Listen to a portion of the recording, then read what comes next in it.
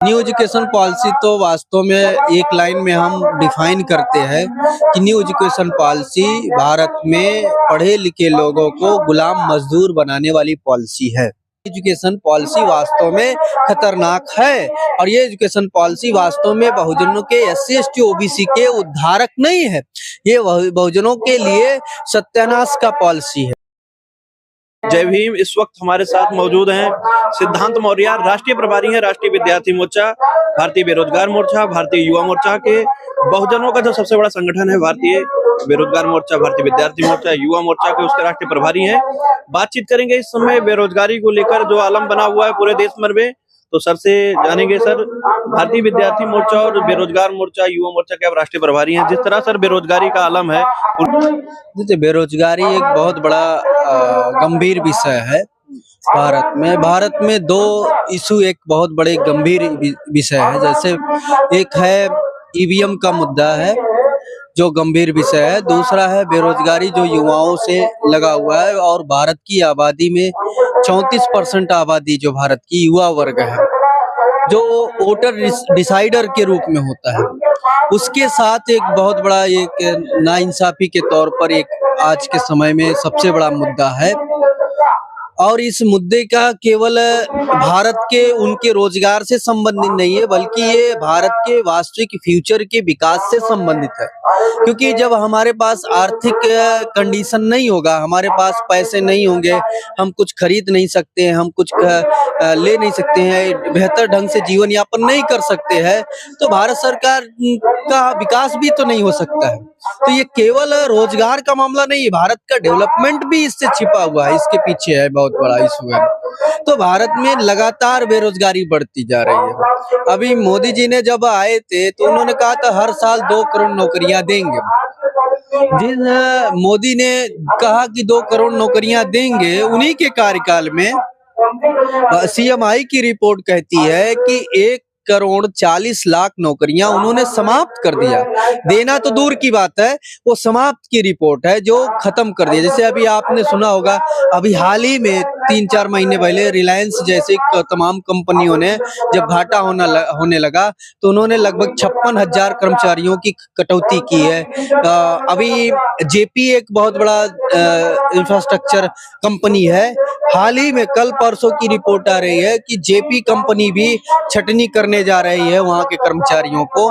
तो ना तो भारत का युवा, ना तो देखिए गवर्नमेंट जॉब में सिक्योर है इस परिस्थिति में, ना ही प्राइवेट जॉब में सिक्योर है। आज उसके सामने हर समय दोनों तरीके पर, चाहे government, non government, private sector और नॉन प्राइवेट सेक्टर, दोनों सेक्टरों में आज उसके सामने तलवार लटका हुआ है। ये परिस्थितियां भारत के युवाओं के साथ हो रही है। दूसरा विषय इसमें ये हम क्लब करना चाहेंगे, इसमें एक बहुत बड़ा मामला इस समय है कि पेपर आउट किया जाता है, पेपर लीक का मामला है। लोग कहते हैं जैसे नौकरी देने के बजाय ये केवल पेपर लिया जाता है और पेपर लीक किया जाता है। और अब तक 4 से 5 साल के अंदर पूरे देश में लगभग 70 पेपर लीक हुए। 1-2 नहीं, 70 पेपर लीक हुए। 70 पेपर का मतलब है कि अगर आप एक पेपर में बैठने वाली परीक्षार्थी अगर 3 लाख होते हैं तो आप सोच सकते हैं कि 2 करोड़ से ऊपर विद्यार्थी नौजवान इससे प्रभावित हुए हैं। इतना बड़ा मामला है, मगर फिर भी सरकार इस पर कोई भी एक्शन लेने की नहीं जरूरत है। ये बहुत बड़ा गंभीर विषय है। सर, कल आपका स्पीच चल रहा था जिसमें आपने नई शिक्षा का जिक्र किया, जिसका आपने बताया कि नई शिक्षा नीति से जो है वो आने वाले समय में जो खास करके बहुजन समाज है उस पर काफी बड़ा बुरा प्रभाव पड़ने वाला है और इसको लेकर बहुजन समाज अभी जागरूक नहीं है। तो इसको लेकर आपका क्या रणनीति है, आगे क्या तैयारी है और क्या आंदोलन की दिशा में आप बढ़ रहे हैं? देखिए, न्यू एजुकेशन पॉलिसी तो वास्तव में एक लाइन में हम डिफाइन करते हैं कि न्यू एजुकेशन पॉलिसी भारत में पढ़े लिखे लोगों को गुलाम मजदूर बनाने वाली पॉलिसी है। अब इसमें अभी हम लोगों को क्या है कि पहले तो समाज हमारा जो पढ़ा लिखा वर्ग है, जो पढ़ा लिखा नहीं हो तो दूर की बात है, जो पढ़ा लिखा है, जो प्रोफेसर है, पहले तो प्रोफेसर लोग ही इस बात को एक्सेप्ट नहीं करते थे कि नहीं, न्यू एजुकेशन पॉलिसी गलत है। वो हमारा ही प्रोफेसर कहता था कि दुनिया की सबसे बेहतरीन पॉलिसी है, न्यू एजुकेशन पॉलिसी है, इससे बहुत अच्छा होगा, स्किल डेवलपमेंट है, वोकेशनल कोर्स है, ऐसा तमाम प्रोफेसर खुद सेमिनार करके कहना पड़ता था। तो ऐसा, लेकिन अब थोड़ा सा परिवर्तन हुआ। हम लोग जब जागृति शुरू हुई, वामसेप के चैनल पर और प्लेटफार्म पर, विद्यार्थियों के प्लेटफार्म पे, तमाम अधिवेशन पर हमने चर्चा शुरू किया कि नहीं, न्यू एजुकेशन पॉलिसी से ये समस्या आती है, आने वाले समय में युवाओं का भविष्य गर्त में होने वाला है। ये सारी समस्याओं का जब चर्चा हम लोगों ने शुरू किया तो अब धीरे धीरे उनके माइंड में थोड़ा सा परिवर्तन दिख रहा है। अब वो कह रहे हैं कि नहीं, ये एजुकेशन पॉलिसी वास्तव में खतरनाक है और ये एजुकेशन पॉलिसी वास्तव में बहुजनों के, SC ST OBC के उद्धारक नहीं है, ये बहुजनों के लिए सत्यानाश का पॉलिसी है। तो अब जाके लोगों को समझ में आ रहा। तो अभी क्या है, सबसे बड़ी लैकुना है कि जागृति की कमी है, जानकारी का अभाव है। हमारे लोग, पढ़े लिखे लोग, इस पर अभी भी मंथन नहीं कर पाते किसी भी पॉलिसी को लेकर के कि वास्तव में हमारे बहुजन समाज के हित के लिए है या नहीं हित के लिए है, इस पर वो आकलन नहीं कर पाते हैं। इस वजह से वो ना जाने अनजाने में समर्थन भी करते हैं, उसका नुमाइंदगी भी करते हैं। मगर अब धीरे धीरे जागृति हो रही है, लोग इस बात को एक्सेप्ट कर रहे हैं कि नहीं। आपके संगठन के माध्यम से क्या एक्शन होने वाला है, इसको लेकर क्या आंदोलन की रणनीति में आप लोग आगे बढ़ेंगे? अभी तो हम लोग आने वाले समय में पहले तो सबसे बड़ी प्राथमिकता होगी कि मास लेवल पर इस मुद्दे को लेकर के हम लोग जाएंगे। अभी हम केवल संगठनात्मक लेवल पर चर्चा कर रहे हैं, मगर अब जरूरत है, आवश्यकता है मास लेवल पर इसको ले जाने का। तो आने वाले समय में अभी हम लोग इस मुद्दे को तहसील लेवल तक, इस मुद्दे का प्रबोधन कार्यक्रम लगा करके और फिर इसके बाद मास मोबिलाइजेशन तक जाएंगे। जब मास मोबिलाइजेशन की स्थिति हो जाएगी तो हम लोग एक बहुत बड़ा मूवमेंट खड़ा कर सकते हैं कि इनके एजुकेशन पॉलिसी को डिनाई करने के लिए एजुकेशन पॉलिसी चौराहे पर ला करके जलाई जा सकती है और ये कहा जा सकता है कि ये दुनिया की सबसे घटिया पॉलिसी है। इस पॉलिसी से SC ST OBC के विद्यार्थियों का सत्यानाश होने वाला है, इससे कोई भी उद्धार होने वाला नहीं है।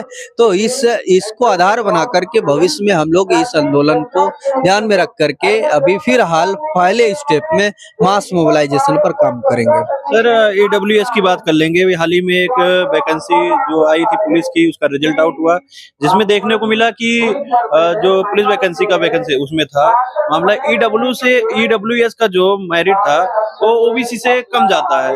OBC के बच्चे जिनको मैं जानता हूँ, उनका नंबर जनरल से ज्यादा था, लेकिन EWS में जो जनरल कैटेगरी के बच्चे थे वो लोग नौकरियां ले गए, OBC के बच्चे पीछे रह गए। इस पर आप क्या एक्शन? जाहिर सी बात होगा, देखिए अब आप गणित समझिए, SC ST OBC की आबादी 90% से अबव है, ठीक।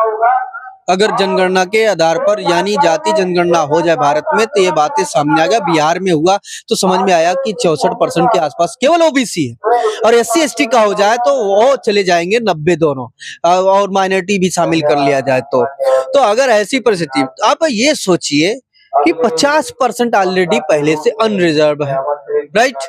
50% अनरिजर्व है, उसमें भी उनका है। अब बचा 10%। 10% कौन है? यानी पूरा जनमानस उनका आ गया भाई। 10% वो पूरा 10% वो आ गए ना। जब पूरा 10% आ गए तो 10% के हिसाब से जो सीट वैकेंसी आ रही है वो जाहिर सी बात है उनके में कैंडिडेट नहीं मिलेंगे, फुलफिल होगा, कैंडिडेट पर्याप्त रूप से उनके भरे जाएंगे। EWS के नाम से मेरिट डाउन ही जाएगी। और हमारे यहाँ SC ST OBC के क्या कंडीशन है? कैंडिडेट अवेलेबल है पर सीटें कम है, वहां सीट ज्यादा है, आने वाले समय में कैंडिडेट कम मिलेंगे। EWS के और उनका मिला के यानी 50 वो है, 10 या 60% ने हो गया। हम 90% लोग 40% पर है और वो 10% का आदमी, 10% भी उनकी आबादी नहीं है भाई भारत में। अगर उनकी गिनती की जाए तो 10% भी उनकी आबादी नहीं हो सकती है। जिनकी 10% भी आबादी नहीं हो पा रही है, वो 60% पर है, तो जाहिर सी बात पे वो ओबीसी से कम मेरिट जाएगा, एससी से भी क्यों। आप तो ओबीसी की मेरिट की कम क्या बात कर रहे हैं। अभी मेडिकल की रिपोर्ट, मेडिकल विभाग में एमबीबीएस की एडमिशन में, नीट में एडमिशन पे माइनस में भी ईडब्ल्यूएस का हुआ है एडमिशन। पहले तो आरोप लगाते थे कि आरक्षण से आ रहे हैं, अब वही लोग बैकडोर से आ रहे हैं। तो इस पर आपका क्या है? हाँ, पहले तो एससी एसटी ओबीसी के लोगों के ऊपर इनका आरोप था कि हाँ माइनस में हो रहा है, और ये लोग मेरिट वाले नहीं है, ये गधे लोग हैं। तो चलो, आप ओबीसी के ऊपर तुम लगा रहे थे ये गधे मेरिट वाले नहीं है, अब तो तुम ही साबित हो गए कि तुम ही गधे वाले हो। अब तो तुम्हें ही कहना चाहिए। ये तो उनको तो पीठ थपथपाना चाहिए, सीना चौड़ा करके कहना चाहिए कि आई एम गधा, मैं सबसे 1 नंबर का गधा हूँ, और एमबीबीएस में मेरा जो नीट में क्वालिफिकेशन हो रहा है अब मेरा सबसे कम मेरिट पर हो रहा है। तो ये तो कहना चाहिए उनको। अब तो ओबीसी एससी एसटी का मेरिट तो जा रहा है जनरल के कहीं कहीं अब जा रहा है, जनरल के बराबर जा रहा है। जनरल का और ओबीसी का मेरिट आप देखेंगे तो 2 नंबर का के लिए वेरिएशन पाए जाते हैं, केवल 2 नंबर का डिफरेंस पाए जाते हैं, कहीं कहीं इक्वल जा रहा है। क्या मामला? तो अभी मेरिट का मामला, तब तो इसका मामला मेरिट के आधार पर तय करोगे, रिजर्वेशन के आधार पर मेरिट तय करोगे, तो अब तो इस मामले में ओबीसी एससी एसटी वाले तो अब तो मेरिट धारी हो गए ना। अब तो तुम गधे हो गए ना 10% ईवीएस लेकर, ईडब्ल्यूएस लेकर के, कि आप कम में मेरिट में भी जा रहे हो हैं। सर, अभी देखने को मिल रहा है सर कि यूनिवर्सिटियों के जिस तरह चुनाव बंद करा दिए गए हैं, और यूनिवर्सिटियों में मामला ये भी आ रहा है कि वहां पर जो सेमिनार कराए जा रहे हैं वो कहीं धार्मिक पुस्तकों पे कराए जा रहे हैं और महाकुंभ पे कराए जा रहे हैं। इसको लेकर किस नजरिए से देख रहे हैं कि जिस तरह हमारे समाज के लोग, एससी एसटी ओबीसी समाज के लोगों के महापुरुषों के बारे में कोई जानकारी नहीं प्राप्त होती, लेकिन वहीं इस कॉलेजों में उनके महापुरुषों को पढ़ाया जा रहा है, और मनुस्मृति कहीं कहीं बातें खबर आती है कि मनुस्मृति पे भी वहां पे शोध चल रहा है। इसको लेकर आपका क्या नजरिया है? अभी वो मामला केवल उतने तक नहीं है, बल्कि इन्होंने सिलेबस में भी न्यू एजुकेशन नीति 2020 में जो है, न्यू एजुकेशन पॉलिसी में सिलेबस ही निर्धारित किया जा रहा है कि भारत में अब परंपरागत शिक्षा का हम विकास करेंगे, परंपरागत शिक्षा को ले आएंगे। तो परंपरागत शिक्षा का कौन सा डिफिनीशन इनका है? परंपरागत शिक्षा, मैं मानता हूं कि आप परंपरागत शिक्षा ले आना चाहते हो, मैं भी एक्सेप्ट करता हूं, ले आओ परंपरागत शिक्षा, मगर उस परंपरागत शिक्षा में केवल मात्र वैदिक पुराण के व्यवस्था को नहीं पढ़ानी चाहिए, केवल मात्र गीता को नहीं पढ़ानी चाहिए, केवल मात्र पतंजलि को नहीं पढ़ाना चाहिए। परंपरागत शिक्षा में तो भारत में अगर परंपरागत शिक्षा व्यवस्था को आप लाना चाहते हैं तो भारत में सबसे बड़ी परंपरागत शिक्षा व्यवस्था रही है तो बुद्ध का रहा है। नालंदा जैसे, तक्षशिला जैसे विश्वविद्यालय रहे हैं जो बुद्धिस्ट रहे हैं, और उनके सिलेबस उठाओ, उनके सिलेबस ले आओ परंपरागत अगर ले आना चाहते हो तो, लेकिन वो नहीं ला रहे हैं। तो परंपरागत के नाम से ये भारत में हम परंपरागत शिक्षा के नाम से वो ब्राह्मणीकरण कर रहे हैं, ब्राह्मणी व्यवस्था को थोपने का वो अभियान चला रहे हैं, वो अपनी विचारधारा थोपने का अभियान चला रहे हैं। वास्तव में शिक्षा देने का कार्यक्रम नहीं चल रहा है, वो अपना समर्थक, अपने गुलाम पैदा करने के लिए ये व्यवस्था लगाई जा रही है। इसलिए यूनिवर्सिटियों में करोड़ों रुपए बजट सैंक्शन हो रहे हैं केवल सेमिनार करने के लिए। जो आपने कहा कि ये सेमिनार हो रहे हैं, ये सेमिनार के लिए भारत सरकार खुद बजट पेश कर रहा है, रिसर्च डेवलपमेंट में उतना बजट नहीं पेश कर रहा है। रिसर्च पर भारत अपने जीडीपी का 0.64% पेश करता है, मगर आज परंपरागत शिक्षा के नाम से, परंपरागत व्यवस्था के नाम से आज करोड़ों रुपया हर यूनिवर्सिटी को दिया जा रहा है, ऐसे ही दिया जा रहा है। आप सामान्य रूप से आप केवल कहिए कि हमें वेद और पुराण के आधार पर, अभी एक यूनिवर्सिटी में तो ये भी सेमिनार लगा था, वैदिक वेद में विज्ञान, उसका टाइटल ही था सेमिनार का, वेद में विज्ञान। अब वेद में कौन सा विज्ञान? उन्हीं का एक शर्मा नाम के प्रोफेसर आए और उन्होंने कहा कि वेद में विज्ञान कहाँ है? कहाँ वेद में विज्ञान है? वेद में तो सब बड़ा पड़ा कपोल कल्पित सारी चीजें, मंत्र है, उसमें विज्ञान कहाँ है? तो उनको मंच से हटा दिया गया प्रोफेसर को। तो तो कहने का मतलब ये जो व्यवस्था ये ला रहे हैं, ये व्यवस्था वास्तव में अपने अनुकूल, यानी इस देश में बहुजनों को गुलाम बना करके सदा सदा के लिए ये राज करते रहे, राज स्थापित करके रखे रहे। इस व्यवस्था को ध्यान में रख करके यूनिवर्सिटियों में सिलेबस निर्धारित किए जा रहे हैं और जबरिया उनको ये पढ़ाने का कार्यक्रम चल रहा है, ये अभियान चल रहा है उनका। बहुत बहुत धन्यवाद।